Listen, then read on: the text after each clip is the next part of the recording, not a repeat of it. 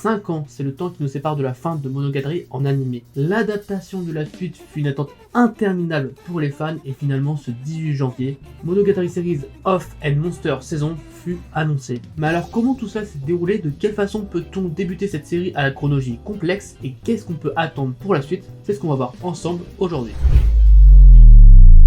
On est en mars 2019 lorsque la saga principale de Monogatari se termine avec Zoku Owari. Et alors on ne sait pas trop ce qui va se passer. La série est toujours en cours car il reste Off et Monster saison adaptée et en fait on ne sait pas trop la relation qu'a Aniplex avec Monogatari. Et en fait tout simplement on apprend des dires du réalisateur que c'est assez particulier. On attend un peu le feu vert d'Aniplex. C'est assez étrange du point de vue du spectateur qui attend cette série qui a eu des succès énormes, ne serait-ce qu'en vente de Blu-ray. C'est dans les ventes de Blu-ray les plus populaires du Japon. Le light novel a vraiment une aura très particulière et l'anime a fortement contribué également à son succès. Il y a aussi un manga qui s'est lancé dans le Shonen Magazine. On a également un PV pour ce manga. Il a été diffusé en 2022, vers la fin du manga. Et en fait, on n'a pas grand chose d'autre comme info. Une des plus grandes licences du Japon est un peu sur la recul depuis 5 ans quasiment. Et en fait entre temps on a eu aussi des espoirs. On a eu l'espoir lors d'une annonce concernant Monogatari qui était assez étrange et finalement c'était seulement des Blu-ray pour Monogatari et du coup on avait tous déçus parce que vraiment tout le monde s'attendait à la suite et c'était bizarre. Mais finalement c'est peut-être là que tout a commencé en termes de communication autour de Monogatari. Parce que c'était fait en 2022 également. Et par la suite on a eu un autre projet pour lequel on pouvait attendre des choses. C'était tout simplement pour les 20 ans de l'anniversaire de la carrière de Nisio Ishin. On a eu tout simplement 20 annonces. On a eu des annonces pour les tomes de Bakemonogatari qui sont sortis, plein d'annonces diverses et variées, mais finalement, la dernière annonce, celle qu'on attendait vraiment comme le retour de Bakemonogatari, c'était une vidéo dans laquelle on a souvent le personnage principal de Zaregoto et celui de Monogatari qui discutent ensemble. En fait, Kobe Kiricycle Zaregoto, c'est la première œuvre de Nisio Ishin. Et en fait, cette discussion est assez étrange. Cette vidéo montrait un petit peu que finalement, Monogatari n'allait pas spécialement revenir, qu'il fallait mieux s'arrêter là, à la saga principale, qu'il ne fallait rien espérer. En fait, c'était un peu étrange parce que du coup, tout le monde attendait la suite de Monogatari et c'était vraiment la douche froide en mode on n'y croyait plus. Enfin, dans les dernières choses qu'on avait eues, c'était qu'en fait, Nisio Ishin s'était concentré sur Cypher Academy, un manga qui est actuellement en cours dans le Weekly Shonen Jump, et du coup ça fait que on a l'air de passer à autre chose en fait globalement, on a l'air de se dire que Monogatari c'est plutôt fini. Mais finalement, il y a 4 mois, on a eu un nouvel espoir. Et cet espoir, c'est Kizu Monogatari Koyomi Vamp. Kizu Monogatari, à la base, c'est une trilogie de films d'environ 1 heure, qui sont pour moi les meilleurs films de la Japanimation. Il y a vraiment une direction artistique folle dans ces derniers. Et pour moi, ce nouveau projet teasait quelque chose de plus grand. En fait, ce projet est tout simplement un film récap, mais c'est pas un film récap comme on l'entend. Déjà, c'est assez rare d'avoir un film récap de film, donc il y a beaucoup de scènes réduites pour que ça devienne un film. Mais ce qui est très intéressant à savoir, c'est qu'en fait, il y a plusieurs choses qui sont nouvelles dans ce film. Déjà, on a des voix qui ont été réenregistrées. Je n'ai pas encore eu la possibilité de le voir, mais c'est de ce que j'en ai entendu. Il y a également un nouvel ending de Clémentine, qui est l'autrice de Étoile et toi et de Étoile et toi, édition Le Blanc. Cette fois-ci, c'est l'édition Le Noir. Et c'est aussi pour moi l'un des meilleurs endings de l'histoire de la Japanimation. Vraiment, Clémentine, c'est une chanteuse française qui est très populaire au Japon. Et c'est pour ça que la réavoir après toutes ces années sur Kimonogatari, ça montre vraiment que c'est une œuvre très importante dans Japanimation. Ça a eu notamment récemment des inspirations pour Jujutsu Kaisen saison 2, pour le combat entre Shozo et Yuji. Ça a été inspiré de Kizu Monogatari. Donc voilà, il y a beaucoup d'inspiration de Kizu Monogatari un peu de partout, même dans Chainsaw Man. Vraiment, c'est une œuvre culte, c'est vraiment une adaptation parfaite quoi. Et en fait, ce Kizu Monogatari Koyomi Vamp, c'est tout simplement une réinterprétation, un projet passion de Tatsuya Oshii qui a passé, selon ses dires, 6 ans à faire ce film récap. Alors évidemment, il a pu travailler sur d'autres choses, il dit 6 ans en global, peut-être le temps de réappeler tous les seiyuu, de refaire 2-3 scènes, on a envie de refaire totalement le compositing du film, lui donner un air un peu plus dramatique. C'est de ce qu'on entend de tous les retours un peu des japonais qui ont pu voir le film, c'est en fait tout simplement un air beaucoup plus dramatique, un peu beaucoup moins le passage entre Hanekawa et Araragi qui est un peu plus dans le genre ecchi, c'est vraiment concentré sur un drame en fait. Et je trouve que ça fonctionne super bien Kizumonogatari dans l'idée, donc j'ai très hâte de voir cette réinterprétation de Kizumonogatari, qui était déjà mon film préféré, mais alors là, je pense que cette réinterprétation, ça peut être vraiment peut-être mon anime préféré quasiment. C'est trop quelque chose Kizumonogatari, donc j'ai trop hâte de voir ce que ça en est. Et aussi la question qu'on peut se poser, c'est est-ce que Kizumonogatari va changer un petit peu dans l'ordre de visionnage pour la saga Monogatari. Et bah ça, on le verra seulement quand on l'aura en France, peut-être, peut-être pas, parce que bah pour l'instant on n'a aucune info. On sait que c'est diffusé aux États-Unis, on sait que Crunchyroll n'a actuellement pas les animés de Monogatari sur sa plateforme, sachant qu'ils sont censés les avoir vu qu'à la base ils se défient Wakanim et Wakanim a été un peu racheté par Crunchy. Et normalement toutes les licences sont censées arriver chez Crunchyroll un jour ou l'autre, donc bon, il n'y a plus rien. Crunchyroll a fait une news sur le retour de Monogatari, donc peut-être qu'on peut attendre une triple annonce, Kizumonogatari en France au cinéma et en plateforme, ainsi que la licence Monogatari et la nouvelle sur la plateforme, c'est ce qu'on espère. Pour l'instant, on n'a aucune info. Donc vraiment, Crunchyroll, pitié, faites quelque chose. J'ai envie de voir le pic d'animation sur une plateforme. Bref, en dehors de tout ça, ce qui est très important autour de Kizumonogatari, c'est la communication qui a été énorme. Kizumonogatari a d'ailleurs battu un record avec la plus longue publicité TV au Japon. Malheureusement, il s'est passé pile à ce moment-là le séisme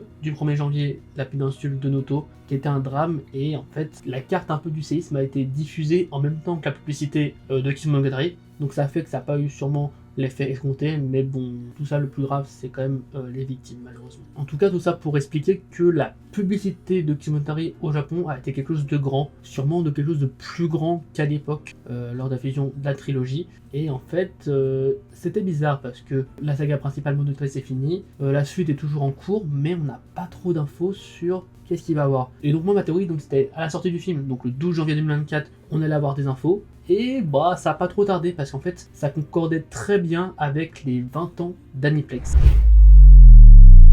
Comme j'ai dit, la relation entre Aniplex et Monogatari est assez compliquée, mais ça reste un énorme succès Monogatari, donc on pouvait s'attendre à qu'Aniplex fasse un retour. Et finalement, il s'est passé ce qui s'est passé. Aniplex a teasé 2 lettres différentes, O et M. Beaucoup de gens imaginaient un webtoon Omniscient Reader, mais je m'étais dit, et j'étais sur mon coup, que ça pouvait pas être un webtoon qui allait être annoncé en tant qu'œuvre pour les 20 ans d'Aniplex. Ça paraissait vraiment lunaire. Puis bah, lors des événements de ces 20 ans, on avait quelques passages avec les acteurs de la série Monogatari, donc je me suis dit que ça faisait quand même beaucoup d'éléments qui laissaient présager à une suite. Et donc finalement, la grosse annonce d'Aniplex pour ses 20 ans, c'est la diffusion de Monogatari Series of a Monster Season. On a donc un premier teaser qui nous ressasse un peu l'histoire de Monogatari et qui se finit sur un visuel et une date 2024. Et je vous parle un peu de chronologie de sens à suivre, mais qu'est-ce qu'il faut faire pour rentrer dans Monogatari? Tout le monde se dit que c'est très compliqué, que c'est vraiment quelque chose qui est rebutant pour les personnes novices, et c'est pour ça que je vais vous expliquer maintenant le sens à suivre qui est finalement très simple quand on comprend comment ça marche. En fait, c'est super simple, il faut juste suivre les animés dans leur ordre de sortie. C'est un tout petit peu différent du light novel, mais finalement pas tellement. Et en fait, je trouve que ces petites différences ont vraiment leur sens dans cet animé. Et donc, je vais vous présenter un visuel qui regroupe tout. Et en fait, il fait très peur, ce visuel, à chaque fois qu'on le voit. Et finalement, il faut juste suivre la première ligne. Il faut suivre la première ligne et donc commencer par Bake Monogatari, qui est donc le socle de l'histoire, qui présente les premiers personnages, qui est donc 15 épisodes et qui adapte 5 arcs. Puis on a Nisei Monogatari qui est probablement la partie la plus compliquée à suivre, parce qu'elle est un peu particulière, qui a donc en 11 épisodes et qui adapte 2 arcs. On a par la suite Neko Monogatari Kuro qui est un arc de 4 épisodes. Seulement après on a Monogatari Series Second Season qui est donc 26 épisodes et qui adapte 5 arcs. On a par la suite, et c'est peut-être la seule chose que je changerais dans le tout, c'est Anna Monogatari, parce que c'est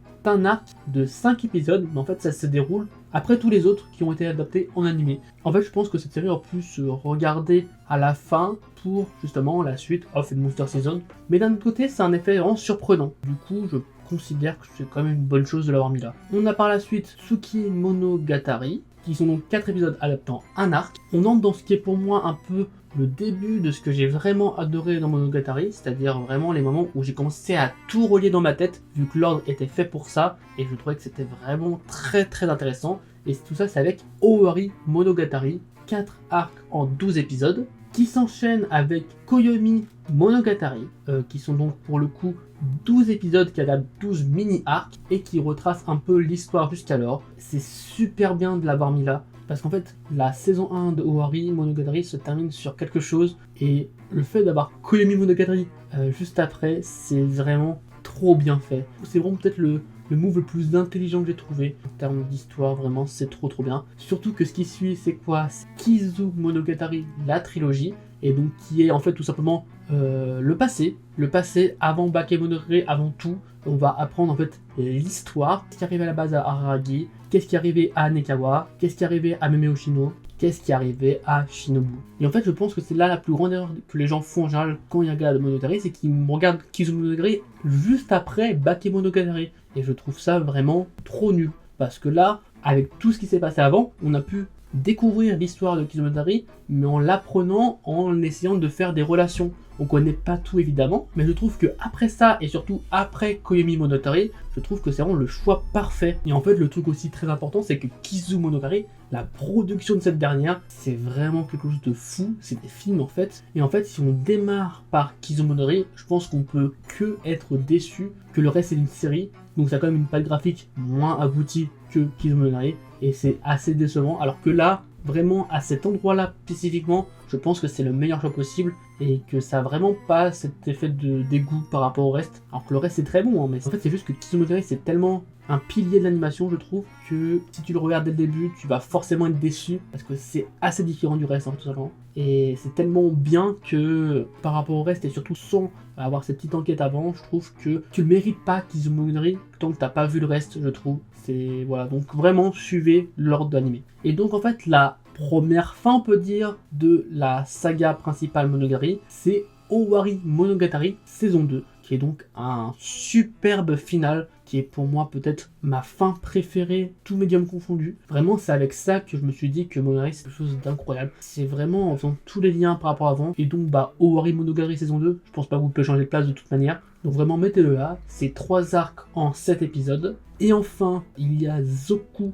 Owari Monogatari, qui est un arc unique en 6 épisodes, et qui a un peu une fin alternative. Pas dans le sens où ça change la fin initiale, c'est juste que c'est une fin que je considérerais bonus. Parce qu'en fait, tout simplement, pour vous résumer, c'est un peu comme quand dans Mario Kart on utilise le mode miroir. Concrètement, c'est ça. Suite à un accident, les relations des personnages vont totalement changer, et Araragi va devoir comprendre pourquoi. La fin est tellement super belle. Honnêtement, j'arrive pas à me décider entre Owari Monogatari saison 2 et la fin de Zoku Owari en tant que meilleure fin, mais franchement, ça conclut très bien la saga Monogatari, et surtout le personnage d'Araragi en particulier. Maintenant qu'on a vu l'ordre pour la saga principale de l'anime, on va s'intéresser à la suite, Off et Monster Season. Qu'est-ce qu'on peut attendre de ces derniers?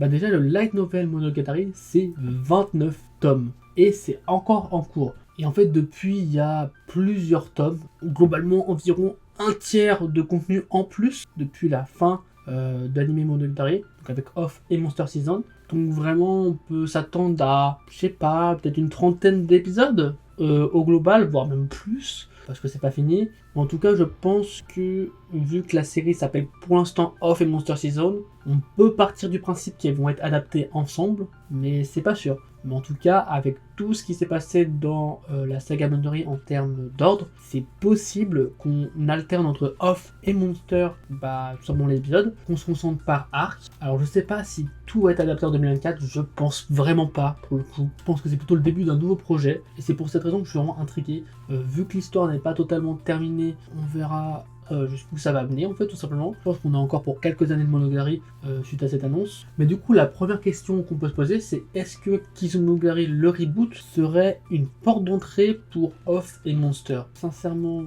je ne sais pas. Comme j'ai dit, je pense que Anna Monogatari serait peut-être une plus grande porte d'entrée. Si vous voulez changer vraiment quelque chose par rapport à l'ordre de sortie des animés, ça serait peut-être Anna Monogatari, qui serait du coup juste après la fin. Mais en tout cas, de quoi ça parle donc Off et Monster Season? Globalement, Off Season, c'est une collection d'histoires courtes qui se déroule dans la chronologie de Monogatari, tandis que Monster Season, c'est beaucoup plus concentré sur Araragi et son entrée à l'université. Donc ouais, je sais pas trop si dans Off-Season, Araragi est très présent. Donc je suis très curieux parce que moi j'ai pas lu le light novel, mais j'espère en tout cas que la production sera toujours aussi inventive qu'à l'époque. La grande force du studio Shaft, c'est vraiment de faire ça, de rendre des light novels passionnants avec une réalisation vraiment débordante d'inventivité. J'espère que les années de séparation entre les deux n'ont pas gâché ça, mais je pense pas. En tout cas, on peut citer dans le staff Midori Yoshizawa qui va prendre le rôle de réalisatrice pour la série. Évidemment, on a toujours les piliers de la saga Monogatari